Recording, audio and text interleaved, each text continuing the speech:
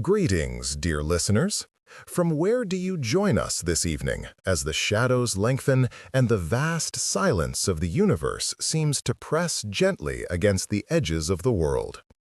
We settle now by the light of the inner hearth to speak of sounds that transcend mere utterance, the deep, winding history of music, which is, in truth, the history of the human spirit attempting to measure the infinite. Before the first tool was sharpened, before the first fire was truly tamed, there was already music waiting, woven into the very fabric of creation, a promise echoing in the silent, star-strewn void. In the deepest antiquity, when man first watched the heavens turn, the world offered only raw sounds. The crashing ocean, the whisper of the high wind through the mountain passes, the steady, patient drip of water wearing away the ancient stone. These were the rhythms of the cosmos, grand and immutable, yet they lacked the shape of human intention. They were a music too vast to hold in the memory. Our earliest ancestors listened, awestruck and perhaps frightened, recognizing in the storm's fury and the river's tireless flow the first unplayable symphony of existence itself, a sound that demanded respect and reverence, but offered no solace for the lonely heart. The true beginning of intentional sound arose not from the great outside, but from the intimate chamber of the body, discovered in the quiet darkness of the cave. Man realized that within his own chest resided a constant, reliable tempo, the steady thump-thump of the heart, the very definition of life and presence, which served as the primal, unbreakable measure. When fear or joy caused the hands to strike the thighs or the feet to pound the earth, a communal rhythm was born, instantly linking the disparate souls gathered around the communal fire. This was the first drum, the living body, transforming instinct into shared experience, establishing the very pulse of society. Soon, the desire to amplify this vital pulse led to the harnessing of external materials, turning transient sound into lasting instrument. A hollowed log, stretched with the dried skin of a beast taken in the hunt, became the first true membrane drum, its deep, resonant voice speaking to the earth spirits and guiding the communal trance. The drum was not merely an instrument of entertainment, it was a device of power, allowing the shaman to cross the veil, dictating the tempo of life and death, war and celebration, anchoring the fragile, flickering moment to the eternity of the returning beat. But rhythm, however compelling, is only half the tale. The other half is melody, the sound that rises and soars, separating itself from the earthbound measure. Melody came as a revelation of the invisible, discovered accidentally in the reeds along the riverbank or the hollowed bones scattered on the plains. A breath blown across a broken edge produced a pure, singing tone, a sound unlike any human voice, sharp and clear, suggesting a conversation with the higher air and the distant moon. The making of the first bone flute was a sacred act, requiring meticulous patience and an understanding of the relationship between breath, cavity, and distance. Drilling finger holes into the rigid material allowed the maker to control the scale, turning the simple whistle into a controllable song, capturing the voices of the wind and the high-flying bird. This small, fragile instrument carried an immense power, permitting the player to express sorrow that mere words could not capture, or to call down the blessings of the benevolent spirits from the cold, brilliant heights of the night sky. This small, fragile instrument carried an immense power, permitting the player to express sorrow that mere words could not capture, or to call down the blessings of the benevolent spirits from the cold, brilliant heights of the night sky. As the ages turned and human ingenuity sharpened, another, more profound relationship was explored, the music born of tension. The hunter's bow, drawn taut for the kill, sometimes released a buzzing, humming sound when the arrow was loosed, or the string plucked in frustration or contemplation. This sound was lean, precise, and infinitely variable, depending upon the string's length, thickness, and the force of its winding. Here lay the beginning of the stringed instrument, music as a result of drawn necessity and purposeful restraint. The simplest iteration of this discovery was the monochord, a single taut fiber stretched over a resonant wooden block, used by wise men not for dancing, but for philosophical contemplation and measurement. By moving a small bridge beneath the string, one could divide the length into perfect ratios, the half, the third, the fourth, revealing that the structure of harmony was inherent in the mathematics of the cosmos. Music was thus revealed to be a secret key, unlocking the universal order that governed the movement of the stars and the seasons.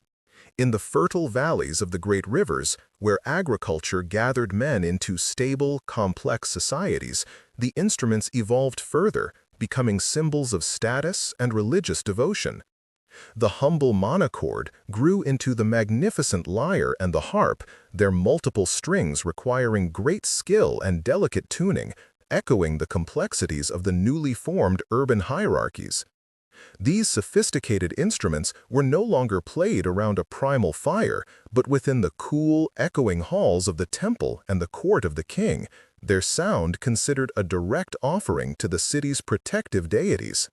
The crafting of these courtly instruments was undertaken by specialist artisans, who often carved the bodies of the lyres into the graceful forms of animals, bulls or deer, imbuing them with totemic strength and spiritual vigilance. The resonance boxes, intricately decorated with lapis lazuli and gold, acted as acoustic mirrors, projecting the musician's prayer and skill toward the vaulted ceiling, ensuring that the human plea was heard clearly in the divine realm. Music became the indispensable accompaniment to all significant civil acts, from the coronation of a sovereign to the solemn burial rites. Yet, sound was not confined merely to vibration against skin or string. It was also found in the ringing hardness of solid matter. As man mastered the forge, working copper and bronze into tools of unprecedented durability, he discovered that metal held a voice vastly different from wood, a sound that did not dissipate quickly but continued to bloom and reverberate through the air. The discovery of the bell and the gong marked a monumental shift in musical ambition, seeking to create sounds that truly dominated their environment. The discovery of the bell and the gong marked a monumental shift in musical ambition, seeking to create sounds that truly dominated their environment. The great bronze bells, often suspended in sacred groves or within the courtyards of the temples, were designed not for intimate performance, but for profound declaration. A single, well-aimed strike could send a rolling wave of sound across the fields, signaling the changing hour, warning of approaching danger, or summoning the populace to ritual. The bell's tone, sustained and penetrating, was believed to cleanse the air of malignant spirits and focus the collective mind toward the sacred duty, making it a powerful spiritual tool that measured time in resounding echoes. Even the simplest household tool, the mortar and pestle used for grinding grains, contributed to this evolving orchestra, demonstrating the pervasive nature of rhythm in daily life. The repetitive, hypnotic thud-scrape of grinding became a form of work song, a practical tempo that helped coordinate the laborers, reducing fatigue and imposing order upon monotonous tasks. Thus, music remained inextricably linked to survival, an invisible force that organized the movements of the body and synchronized human efforts toward a shared goal. Consider the scale of musical evolution. We have journeyed from the breath on a hollow bone, seeking conversation with the wind, to the complex mathematical division of the lyre string, seeking universal harmony, and finally to the powerful ringing metals, seeking to dominate space and time. Each innovation was driven not by boredom, but by a deepening necessity to articulate that which lay beyond language, the sorrow too heavy for the tongue, the joy too immense for a simple cry. The instrument became the extension of the soul, providing a vehicle for those deepest, most transcendent feelings. The true artist of the ancient world understood that their craft was not about mastering the mechanism, but about mastering the silence that surrounded the sound. They knew that the most beautiful note was defined by the moment before it began and the lingering hush after it faded, demonstrating the profound philosophical truth that existence itself is but a brief, vibrant song played between two eternities of silence. The history of instruments is therefore the history of humanity trying to make silence meaningful, giving form to the unseen forces that move our lives. In many ancient traditions, particularly among the great Egyptian dynasties, music was carefully categorized, separating the functional music of the field from the esoteric music of the priests, which used specific harmonic intervals to affect the health and spiritual state of the listener. Specialized temple musicians practiced for decades, learning the subtle art of therapeutic tones, believing that the correct arrangement of notes could literally mend a fractured mind or align a misbalanced soul, treating sound as a precise, invisible medicine delivered directly to the spirit. This elevated understanding treated the instrument as a sacred, finely tuned conduit, connecting the mortal player directly to the nourishing harmonies of the celestial spheres. Greetings, dear listeners. From where do you join us this evening, seeking solace in the unfolding tapestry of time? Among the sands of Kemet, the instruments chosen for the deepest ceremonies were imbued with a powerful, living symbolism, far exceeding their simple acoustic properties. The great arched harp, often depicted standing taller than the musician, was believed to be the anchor of the earth to the sky, its deep resonance mirroring the vibrations of the first creation moment, providing the pharaoh and the high priest a direct line to the divine council. Conversely, the sacred rattle, the sistrum, was not primarily melodic but percussive, used to shake away malevolent spirits and clear the air for divine presence, its gentle, persistent ringing representing the constant flow and ceaseless renewal of the great river Nile. The construction of these temple instruments was itself a meditative ritual, taking the craftsman through weeks of purifying fasts and contemplative silence before a single tool touched the chosen wood. The precious cedar or ebony was selected not merely for its density, but for the supposed memory held within its grain, intending that the tree's long history would contribute to the longevity and sacred power of the resulting sound. Only natural gut, carefully treated and stretched under specific lunar phases, was deemed worthy to bear the tensile load required to sing the harmonies that echoed the stars, ensuring the instrument was wholly of the natural world, yet capable of summoning the celestial. As the ages turned and civilizations rose along the Fertile Crescent, the understanding of music began its slow, deliberate transformation from pure ritualistic invocation toward a more structured, mathematical discipline among the kingdoms of Sumer and Akkad. The great lyres discovered in the royal tombs of richly inlaid with gold and lapis lazuli, reveal not only immense wealth, but also an early recognition that complex emotional narratives could be woven into extended melodies played upon multiple strings. This era saw the development of some of the earliest recorded musical notations, simple cuneiform signs etched into clay tablets that sought to capture the fleeting organization of tone for posterity. The scribes and learned priests of Babylon meticulously documented the relationships between musical intervals, assigning specific names and cosmological significance to what we now call scales and modes. They wrestled with the complex division of the string, seeking to codify the ratios that produced perfect consonants, realizing that the most satisfying sounds were not arbitrary, but were governed by simple, elegant fractions. This profound discovery cemented the understanding that the harmony perceived by the ear was a direct auditory manifestation of the same underlying mathematical order that controlled the movements of the planets and the cycles of time, making music a key to understanding the universe itself. This rigorous mathematical inquiry eventually traveled west and found fertile ground in the mind of the great philosopher Pythagoras, who is said to have stumbled upon the secret ratios of harmony while listening to the striking of a blacksmith's hammers.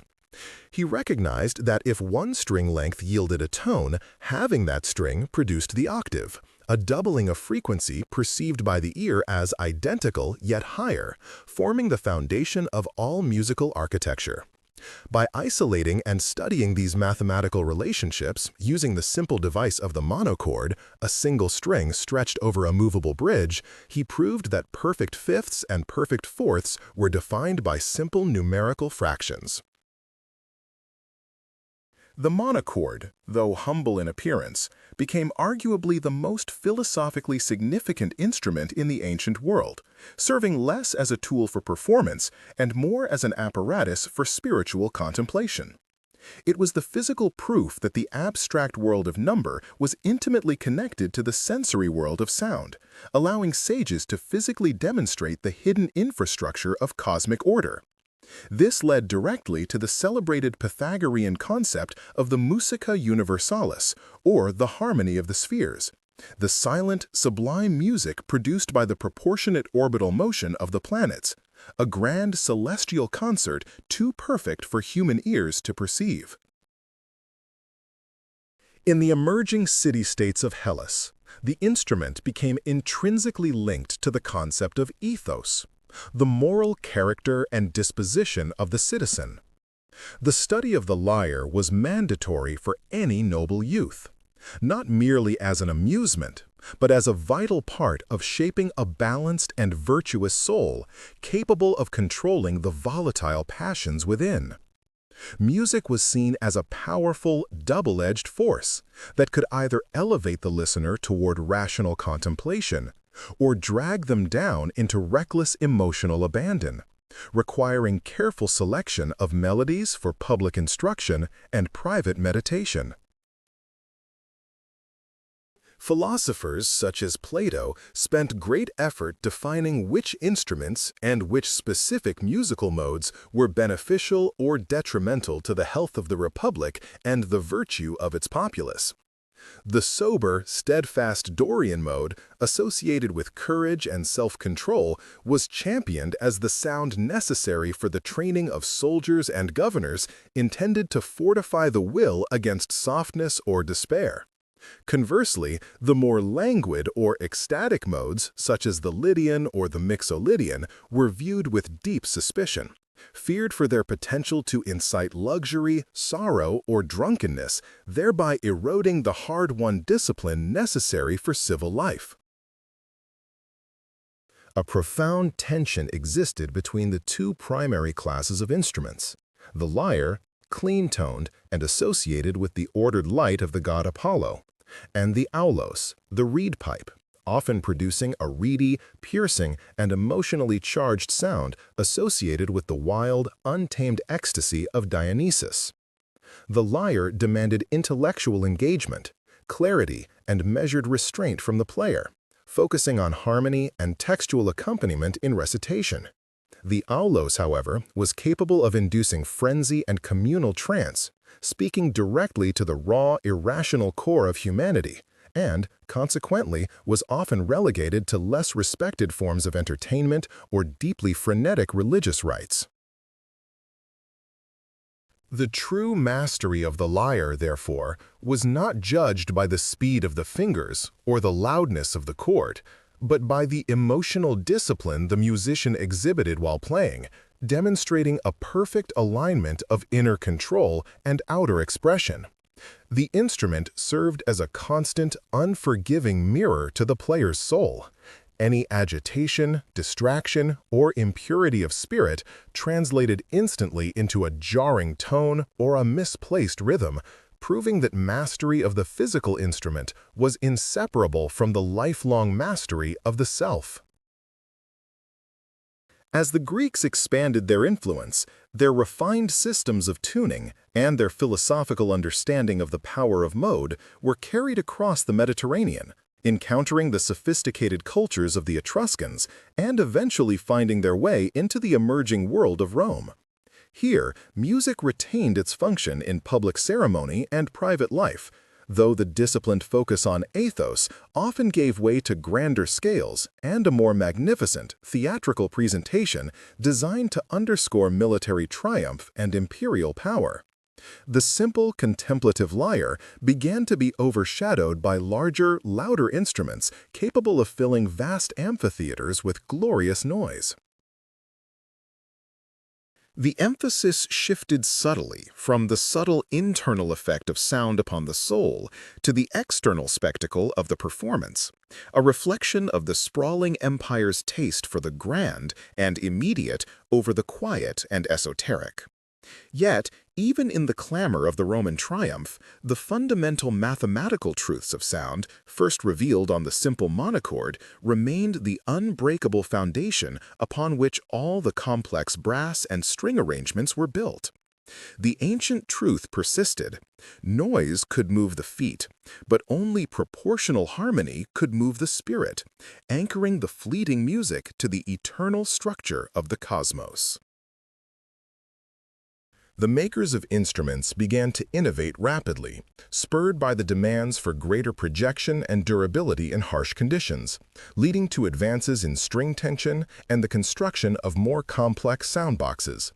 They experimented with different materials for resonators, moving from simple hollowed wood to the sophisticated use of stretched animal skin and even metal, seeking ways to amplify the human effort and make the music audible over the din of the market and the march of the legions.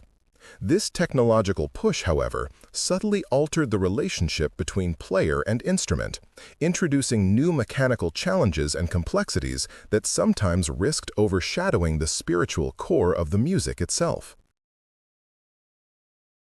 In the quiet workshops of instrument makers, the tradition of silent dedication persisted, even as the output became increasingly functional for military or social uses rather than purely sacred.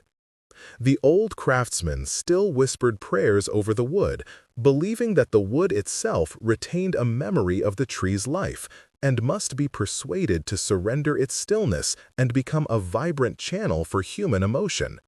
For them, the instrument remained a living thing, possessing its own dignity and requiring respect, a bridge between the inert earth and the soaring spirit. The development of the hydraulis, or water organ, stands as a remarkable testament to human ingenuity, merging the ancient science of hydraulics with the art of sound. This immense instrument, powered by compressed air stabilized by water pressure, was capable of producing notes of astonishing power and sustain, far beyond the capacity of human breath or plucking. Though its sound was often employed in loud public games or spectacles, its very existence represented a profound technological and acoustical achievement, pushing the limits of what an instrument could physically achieve in controlling and projecting musical tone across great distances. The study of reeds and the physics of wind instruments also advanced considerably, moving beyond the simple shepherd's pipe to complex woodwinds equipped with multiple holes and, eventually, rudimentary keys to facilitate faster playing and wider melodic ranges. The breath, the very life force of the musician, channeled through these finely bored tubes, produced sounds that could mimic the human voice or evoke the sorrowful cry of a distant bird, allowing the player to paint vivid sonic landscapes for the listener's inner eye. The instrument, in these hands, became a magical conduit, transmitting the invisible, ephemeral air into structured, meaningful sound. Yet the greatest instruments, whether a simple bone flute found in the hearth of a prehistoric cave or the massive bronze organ of an imperial court, all shared a singular purpose: to define, structure, and elevate the chaotic flux of human experience. They provided the framework for memory, turning fleeting moments of joy or sorrow into enduring, repeatable structures of sound that could be passed down through generations. The continuing history of music is thus the history of humanity trying to build better vessels for the soul's deepest stories, ensuring that the whisper of truth could travel across time. The masters of ancient harmony understood that true longevity lay not in the material wealth of the instrument, but in the perfection of the ratios it embodied, for mathematics endures long after wood and string decay into dust. They entrusted the secrets of cosmic rhythm and moral governance to the care of these crafted forms, knowing that as long as the instrument existed, the knowledge of harmony, peace, and order could be continually rediscovered by any thoughtful player who chose to sit quietly and listen to the song of the divided string. Greetings, dear listeners. From where do you join us this evening? The mastery of the divided string led the ancient builders toward the creation of the lyre, a resonant cradle where numbers were given voice. This sacred instrument, often shaped like the tortoise shell or the chest of a small animal, carried the weight of myth and the precision of the Pythagorean monochord in its very framework. The taut gut or silk stretched over a hollow body transformed the weak vibration of a plucked finger into a powerful, mournful declaration, allowing single, focused notes to hang in the air like lanterns marking a sacred path. The careful selection of materials, seasoned cedar or cypress for the frame, dried skin for the belly, was paramount, for the instrument's true beauty was found in its capacity not merely to produce sound, but to sustain and color it, giving the ephemeral note a body and a soul. As societies grew in complexity and leisure afforded deeper contemplation, the simple lyre gave way to the soaring ambition of the harp, an instrument whose multiple strings sought to capture all the concurrent voices of the cosmos at once. This magnificent creation, often mirroring the arc of the hunter's bow, allowed for the weaving of continuous texture, moving beyond mere melody to the simultaneous utterance of multiple notes, suggesting harmony between earth and the heavenly spheres. The harp required tremendous dedication in its tuning and construction, often demanding the labor of master carvers and artisans for years, ensuring that each string spoke truly to its neighbors, resulting in a cascade of liquid sound suitable for the highest temple rituals or the chronicles of kings. It was in the hands of the harpist that the concepts of musical mode and key signature first began to solidify, providing maps for emotional navigation that were far more intricate than the simple path of a single tune. It was in the hands of the harpist that the concepts of musical mode and key signature first began to solidify, providing maps for emotional navigation that were far more intricate than the simple path of a single tune. Yet, long before the first string was ever stretched or the first reed was ever bored, humanity found its primal music in the impact of stone on wood, and later, the striking of skin stretched tight over a resonant frame, the drum. This most elemental of instruments served not the intellect but the very heart of the community, driving the rhythm of planting and harvest, marking the initiation of youths into manhood, and summoning the courage needed for the battlefield. The drummer was often seen as a shaman or a conduit to the ancestors, for the precise pulse of the beat could shift the consciousness of an entire gathering, pulling disparate souls into shared rhythm and focused intent, proving that sound could literally shape reality. True mastery of the drum lay not in speed or volume, but in the intelligent use of silence, in the pause that preceded the strike, holding the breathless anticipation of the universe before the moment of creation. The construction of the perfect drum demanded a deep intimacy with the land and the creatures that roamed it, requiring knowledge of which trees held the greatest resonance and which animal hides, when properly cured and tensioned, would offer the most profound depth of tone. The ancient makers understood that the spirit of the animal resided within the skin, and the memory of the forest lay within the carved wood, lending the instrument a history and a gravitas that transcended mere noise production. The careful drying and heating process, often conducted under the scrutiny of lunar cycles, was a sacred art intended to ensure the drum could withstand the humidity of the rainforest and the parching heat of the desert, adapting its voice to the environment it served. Thus, the timbre of a drum from the Nile Valley differed profoundly from one found high in the Asian mountains, reflecting the very essence of their respective soils and skies. While the simple end-blown flute whispered of quiet pastoral scenes, a revolution in aerophones began with the harnessing of the vibrating reed, turning soft breath into a piercing, continuous stream of tone capable of traversing great distances. The chalumeau and the various ancient clarinets and oboes required a completely different mastery, demanding intense control of the breath column and a delicate knowledge of the reed's thin, temperamental nature, transforming a simple piece of grass into a voice of lamentation or joyous celebration.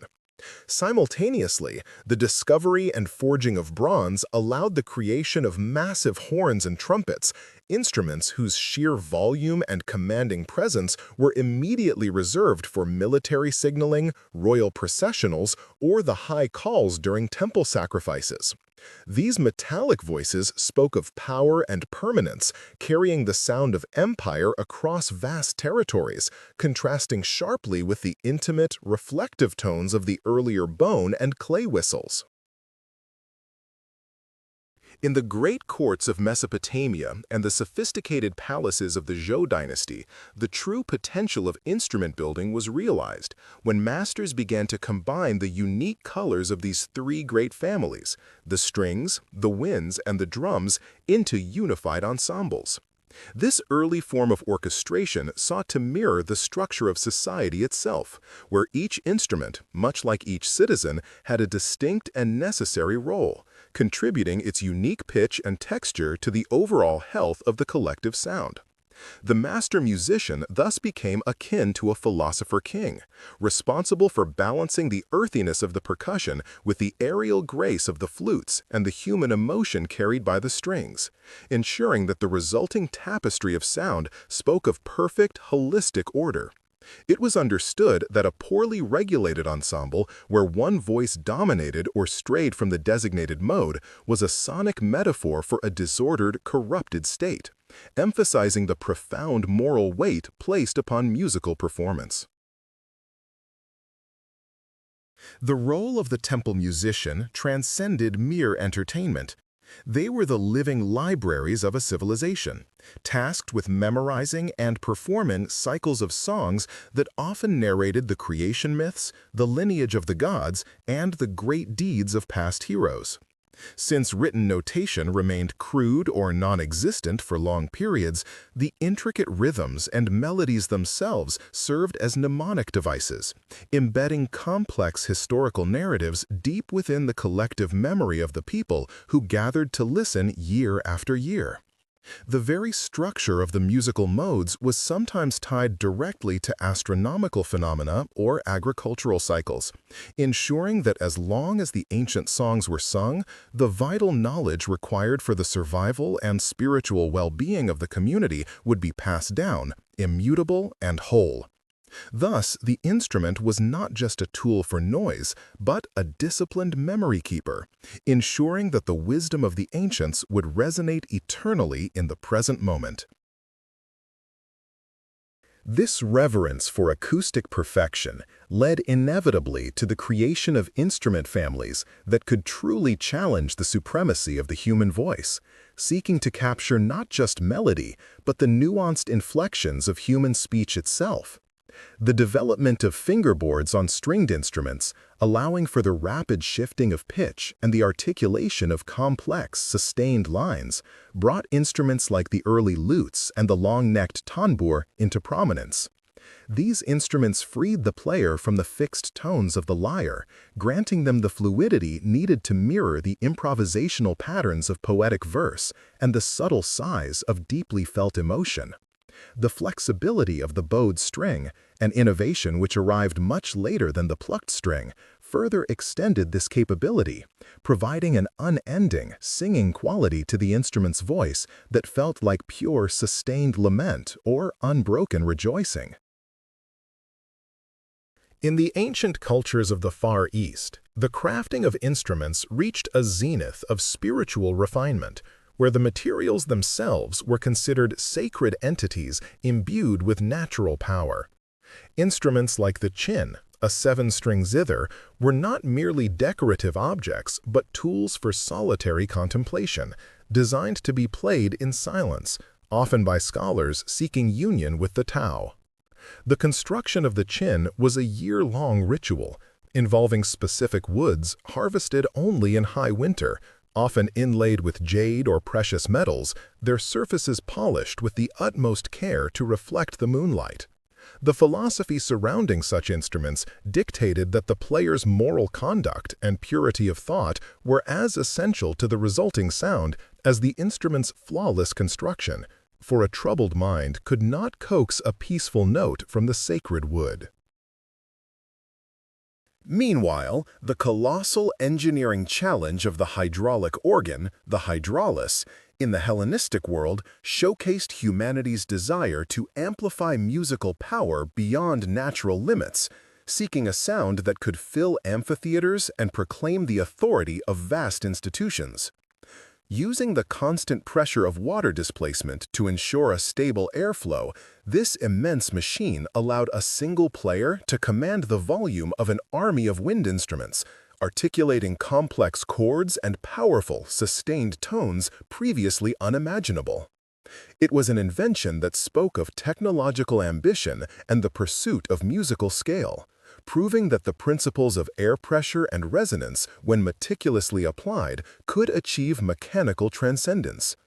The awe inspired by the hydraulis demonstrated that music could serve as a powerful symbol of human mastery over the physical elements themselves.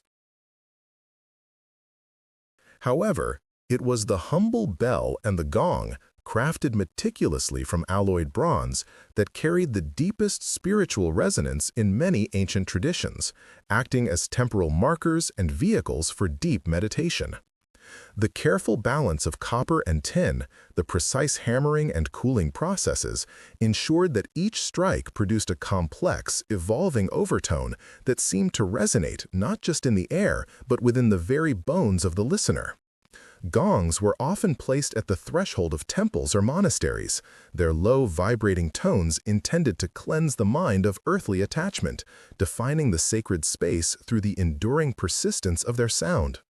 A properly cast bell was expected to last centuries, carrying the specific harmonic signature of its creation throughout the lifetimes of entire dynasties, acting as a fixed point of spiritual reference against the ceaseless motion of time. This development of specialized instruments allowed for the diversification of musical roles within society. The solemn tone of the temple flautist guiding prayers, the joyous crash of the cymbal marking a triumphant return, or the intimate, conversational quality of the bard's small handheld instrument narrating folk tales around a flickering fire. Each instrument found its destined environment and its proper use, contributing to the rich sonic texture of ancient life, ensuring that whether a person was feasting, mourning, traveling, or meditating, there was an acoustic reflection of their inner state to accompany them. The great tradition of music thus became a complete mirror of human existence, reflecting the cosmos through the order of the string, the heart through the beat of the drum, and the spirit through the soaring voice of the horn. The true wisdom of the ancient makers lay in their understanding that the instrument was merely the vessel, and the material was secondary to the invisible energy applied to it. Whether it was the breath passing through a simple reed or the focused kinetic energy of a hand striking a stretched skin, the instrument served as a translator, taking chaotic human intention and rendering it into universal, understandable patterns. They taught that the greatest musician was the one who could entirely disappear behind the sound, allowing the instrument itself to speak with the purity of the physical laws it embodied, channeling the eternal rhythm that governs all things, from the turning of the stars to the beating of the mortal heart. The most significant breakthrough in this musical evolution, perhaps, was the discovery of controlled tension, the taut string that spanned a wooden frame, giving rise to the lyre and the harp. This innovation moved music from the realm of immediate, visceral rhythm into the domain of measurable, repeatable harmony, forcing the musician to become a mathematician of sound and proportion. The vibrating string demonstrated the immutable laws of geometric division, proving that true beauty was not random, but derived from the perfect fractional relationship of a whole, an audible echo of the divine blueprint used to structure the heavens and the earth. Thus, the harp and the lyre became objects of profound philosophical study, tools for calculating the distance between the mortal world and the celestial sphere, linking the ear directly to the mind. The great harps built for the temple precincts were often towering structures, their cedar frames carved with scenes of creation and their numerous strings tuned only to the modes appropriate for the highest religious ceremony. These massive instruments required strength and discipline to play, and spoke with an authority that immediately hushed the worshiper, their deep, complex resonance physically vibrating the stones of the holy place, carrying the silent prayers upward on waves of structured sound. Conversely, the smaller, elegant lyres, carried by wandering poets and favored in royal courts, prioritized agility and narrative clarity, serving primarily to support the human voice rather than dominating it, weaving intricate tales of heroes and tragic loves that kept the historical memory vibrant among the common people. The ancient masters soon realized that the true emotional power resided not just in the perfect, isolated interval, but in the sequence and arrangement of those sounds, which they termed the temperament or the moods of the music. Each established scale possessed a distinct ethical character, capable of invoking specific states of being in the listener. One mode could instill martial courage and firm discipline, preparing young soldiers for the brutality of battle, while another might cultivate quiet contemplation and profound tenderness, suitable only for the meditative hour just before the dawn. Therefore, the training of a musician was seen as a grave moral exercise, for they held the very spiritual equilibrium of the community in the careful tuning of their strings, knowing that a single misplaced or overly sensual note could introduce discord and corrupt the virtue of the young. While the lyre governed the intellect and represented cosmic order, the wind instruments retained their intrinsic connection to the raw vitality of life, the very breath that defines mortal existence.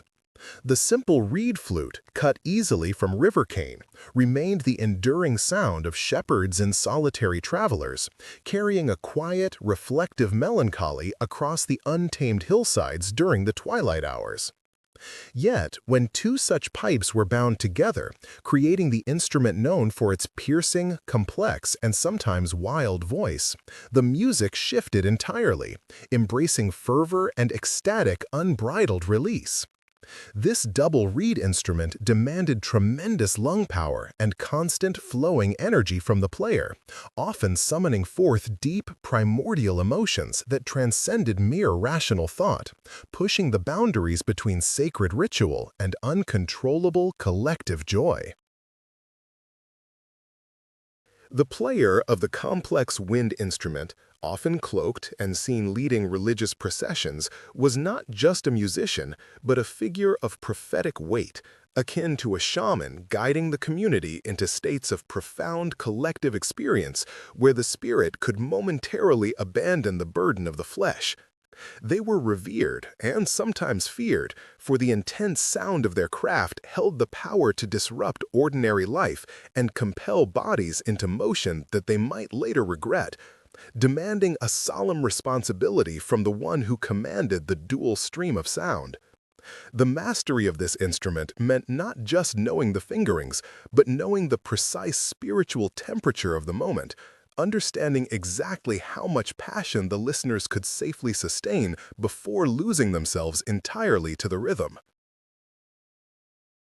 Over centuries, as musical structures grew ever more complex, the role of the master musician evolved from simple improviser to a true architect of silence and sound, designing works of intricate and vast scope. They learned that the ultimate potency of any resonant note was entirely dependent upon the quality of the silence that preceded and followed it, recognizing that true mastery lay not just in the sonic output, but in the careful structuring of empty space within the composition. This deliberate use of pause, the essential respite, allowed the sound to settle deeply into the heart of the listener, granting the music a texture and meaning that transformed mere succession of notes into a narrative with palpable tension and eventual release. A truly wise composer understood that to fill every possible moment with sound was the greatest vanity. For the eternal voice of the cosmos speaks often in profound stillness, and the art must pause occasionally to reflect that essential truth. This immense body of sonic wisdom, the secret timings of the percussion, the ethical weight of the harmonic modes, and the complex geometry of the tensioned string was rarely trusted to fragile papyrus or clay tablet, but was instead passed down intact from master to devoted apprentice within close, almost priestly guilds. These specialized schools of sound were rigorously selective, demanding not only technical proficiency and unwavering memory, but also a commitment to profound personal integrity and moral purity. The masters believed deeply that a flawed or corrupted character could never produce truly pure and spiritually uplifting music, regardless of their mere technical skill.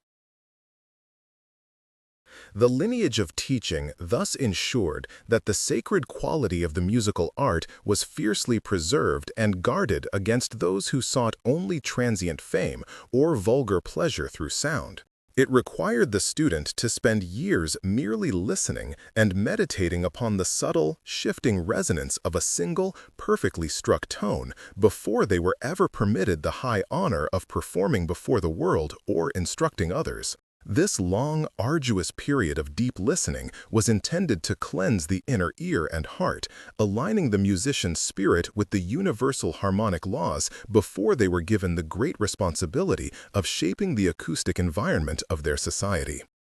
Greetings, dear listeners. From where do you join us this evening? Once the spirit of the musician was deemed ready and aligned with the profound silence, attention turned naturally to the sacred vessels through which the refined sound would ultimately travel, the instruments themselves, which were never regarded as mere tools, but rather as living extensions of the player's own spiritual capacity. These intricate carvings of wood, stretched skins, and burnished metals absorbed the intentions of both their maker and their player across generations, bearing the accumulated wisdom of their lineage etched into their very forms. The preparation of a new lyre or a mighty kettle drum was therefore accompanied by its own necessary rituals of cleansing and solemn dedication, ensuring that the finished tool carried no undesired dissonance or worldly impurity in its resonant voice. The instrument had to possess a history and an inner stability worthy of the deeply meaningful music it would ultimately be called upon to create, acting as a true bridge between the earthly ear and the celestial law.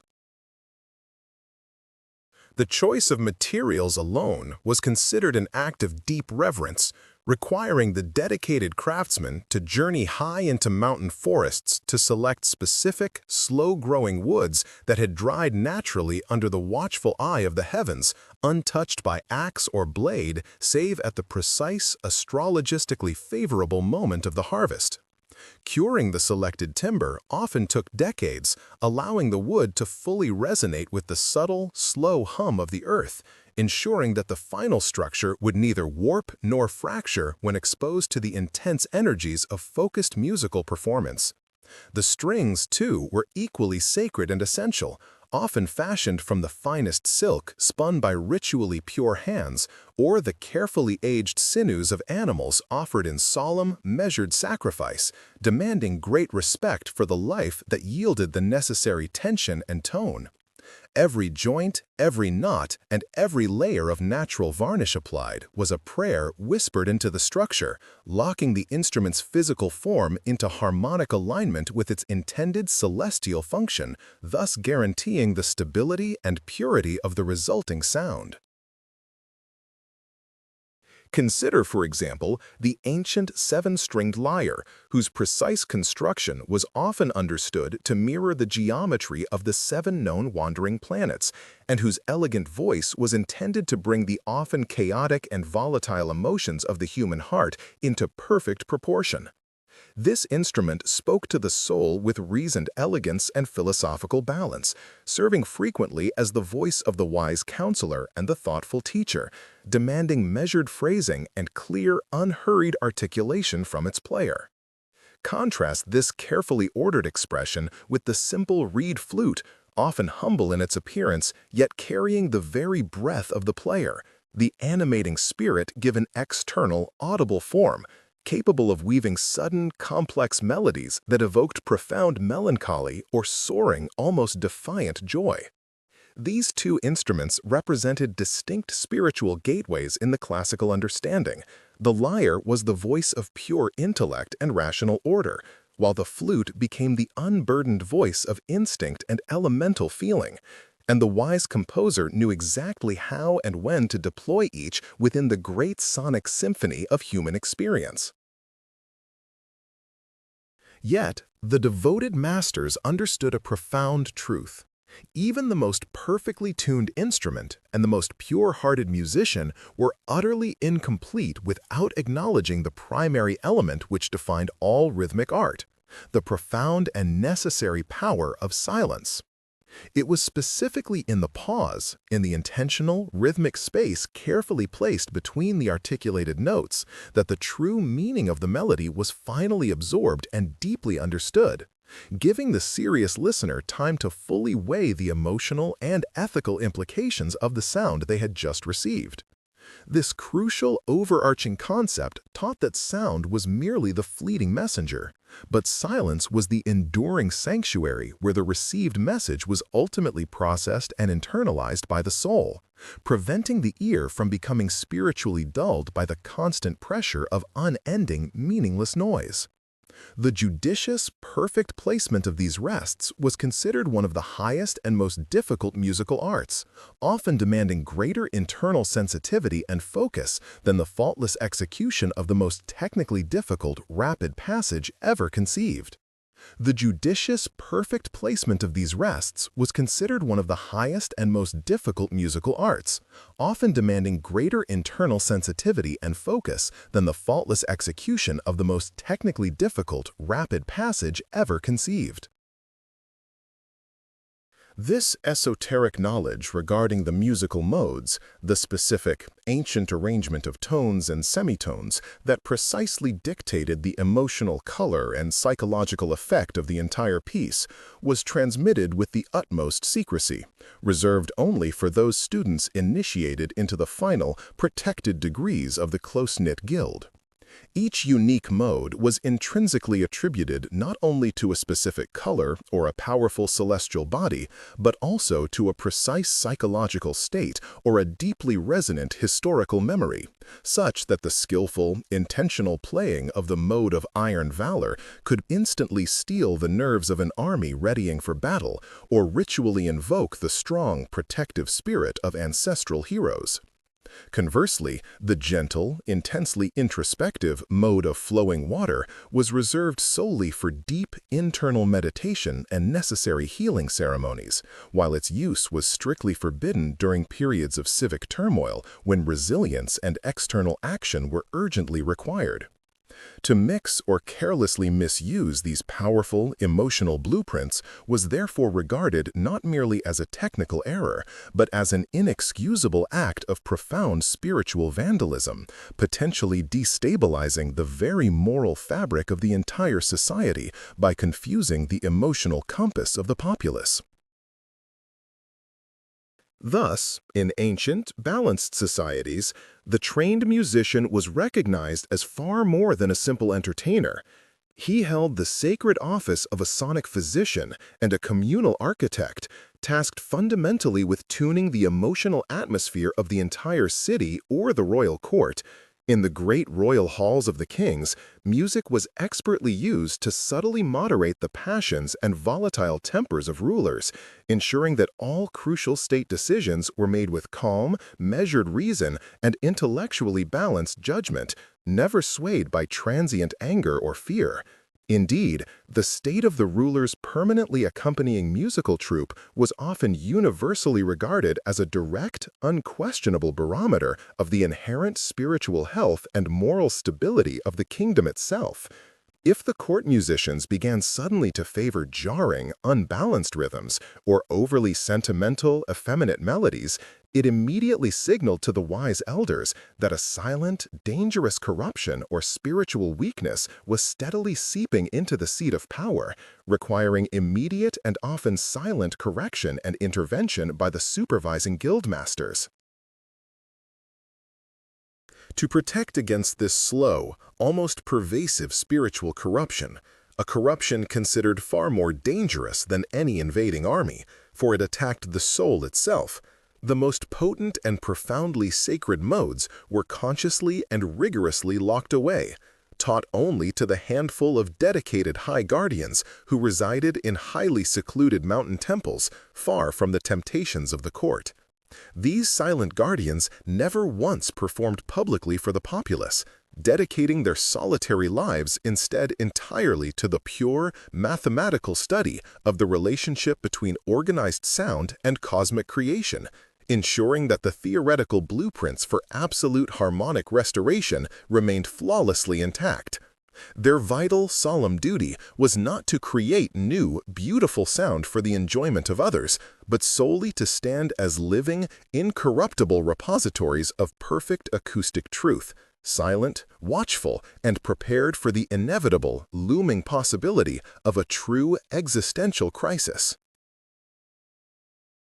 Thus, the history of music became inseparable from the history of virtue, a slow, winding record of human striving towards universal order, occasionally marred by the inevitable fall into discord and selfish ambition, which the masters knew must always be diligently corrected by the precise application of restoring sound.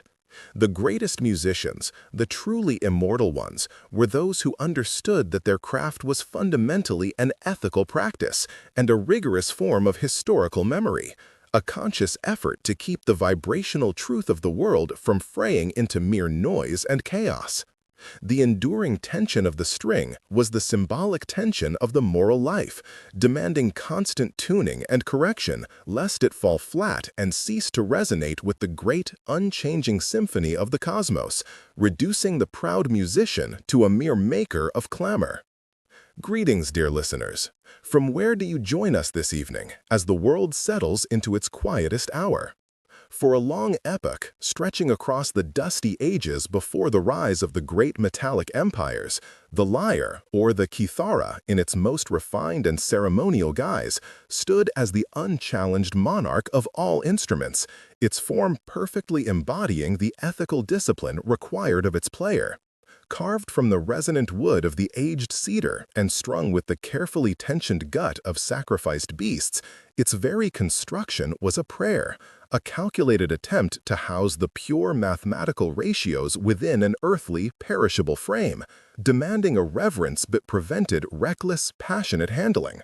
The masters who wielded this instrument were always men of learning and temperate spirit, often serving as the primary educators of young nobility, for they understood that the training of the ear in harmonic measure was inseparable from the training of the soul in justice and restraint.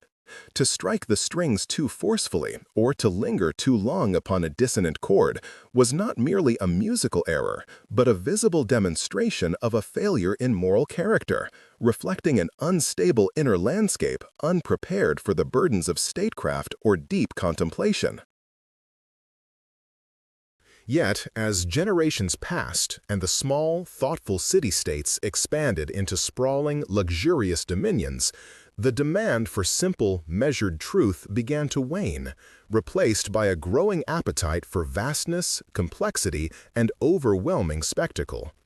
The quiet music of the solitary lyre, designed to be heard only by the few gathered in a philosophical academy, proved wholly insufficient to fill the echoing marble amphitheaters or to accompany the triumphal processions of conquering legions returning laden with the spoils of war. Thus, the practical architects of sound began to abandon the sacred simplicity of the octave and the fifth, incorporating instruments forged of shining brass and stretched skin, capable of producing deafening volume and rhythms that stirred the blood more than they settled the mind. The 7 strings of the venerable kithara were gradually deemed restrictive, and ambitious composers began to add the chromatic tones, notes that seemed to lie outside the natural, divine ratios, thereby introducing a dangerous, appealing instability into the formerly predictable melodic paths. The ancient teachers warned most fiercely against the ascendance of instruments that relied on sheer force of breath or skin tension, noting that these sounds appealed directly to the body's base impulses, bypassing the mediating filter of the reflective intellect altogether. The drum, they argued, was a necessary evil for coordinating large forces, capable of binding thousands of individual wills into a single unthinking mass movement, suitable for the marching ranks but deadly to the free deliberations of the wise citizen. Similarly, the double-reeded windpipes, the sounds of the aulos that cried out from the depths of the chest, were seen as potent agents of Dionysian release, capable of dissolving the hard-won boundaries of self-control and ushering in states of ecstatic, dangerous frenzy that left the listener exhausted and morally exposed. These were not the sounds of contemplation, but tools for the manipulation of multitudes, turning audiences into volatile, easily guided crowds rather than self-governing individuals. Seeing the inevitable spread of this visceral music throughout the theaters and public squares, the secluded guardians did not despair, but instead withdrew further into their crystalline towers of calculation, dedicating themselves anew to the painstaking refinement of corrective measures. They theorized that if the great, sweeping waves of sound were being corrupted by the masses, salvation must lie in the microscopic spaces between the notes, in the subtle, nearly imperceptible intervals that only the most disciplined ear could detect and reproduce. This intensive focus gave birth to the knowledge of microtonal systems, complex arrays of tuning that could pinpoint and nullify specific acoustic corruptions, acting like a spiritual antiseptic applied meticulously to the failing structure of the sonic world. They sought not merely the perfect octave, but the infinitesimally adjusted comma, the vanishing sliver of sound that ensured the fundamental truth of the vibration remained untarnished regardless of the surrounding cacophony of the empire. They sought not merely the perfect octave, but the infinitesimally adjusted comma, the vanishing sliver of sound that ensured the fundamental truth of the vibration remained untarnished, regardless of the surrounding cacophony of the empire. Legend tells of Pythias, known simply as the Tuner, who lived during the reign of the extravagant King Midas II, a ruler whose court reveled in overwhelming, spectacular noise, hiring hundreds of trumpeters whose blare shook the very foundations of the city.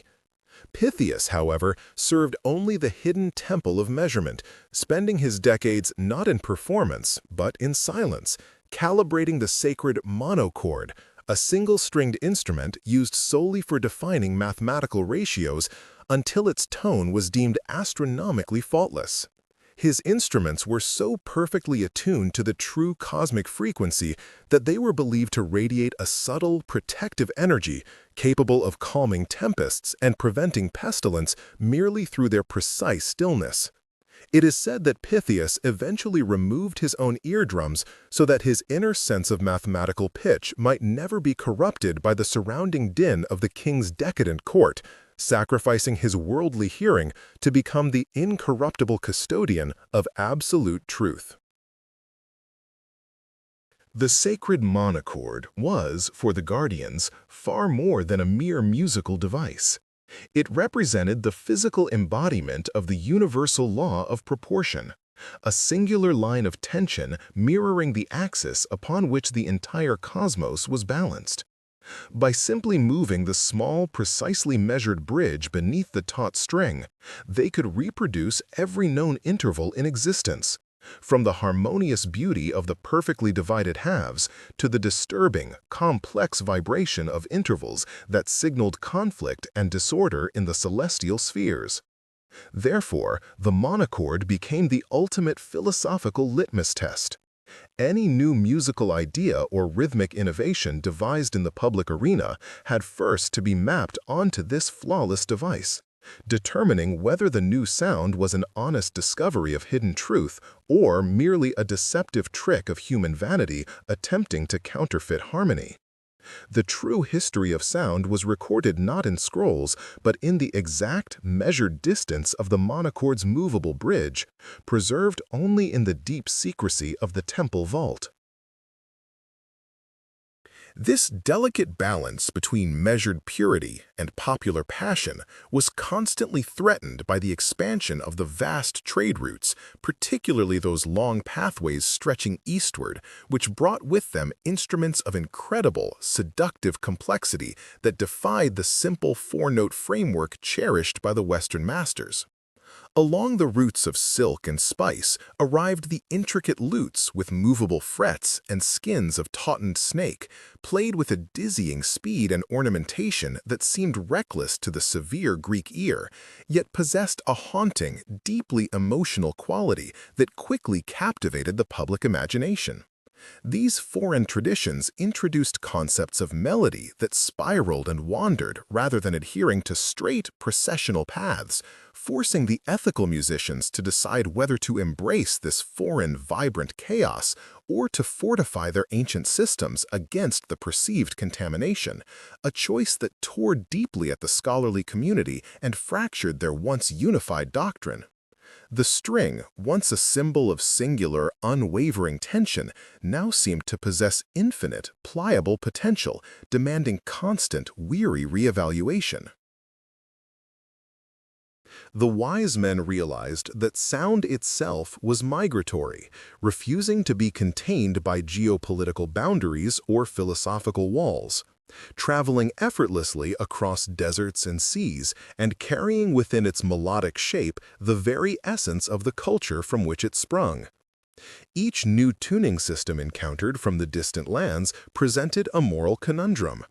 Were these differing intervals merely local distortions of the universal truth, or did they represent distinct, equally valid perspectives on the cosmic harmony?